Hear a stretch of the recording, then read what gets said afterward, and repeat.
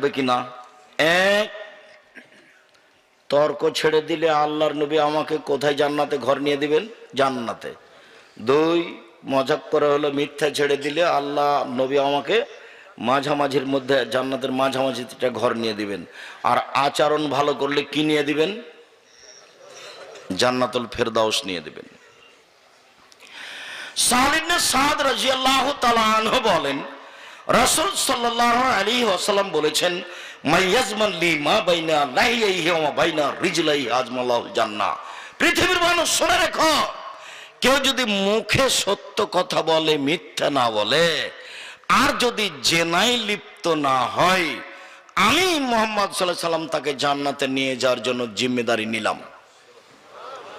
কিভাবে জান্নাতে নিয়ে যেতে হবে সেটা আমি দেখে নেব। এই ছেলে, আপনার পাশে থেকে কোনো ছেলে যেন উঠতে না পারে। আমি আপনার বিরক্তির পূর্বে বক্তব্য শেষ করব। আমাকে দয়া করে কোনো কাজ দেখাবেন না, আপনাকে আমি অনুরোধ জানাচ্ছি। এবং আমি খুব তাড়াতাড়ি শেষের দিকে যাচ্ছি। মনে থাকবে না মনে হয়? কেউ যদি মুখে মিথ্যা কথা না বলে আর জেনায় লিপ্ত না হয়, তাহলে জান্নাতে নিয়ে যাবেন। এ ব্যাপারে জিম্মেদার কে? মুহাম্মদ সাল্লাল্লাহু আলাইহি ওয়াসাল্লাম। হাদিস বুখারী মুসলিম। আবার তিনি বলছেন, পৃথিবীর মানুষ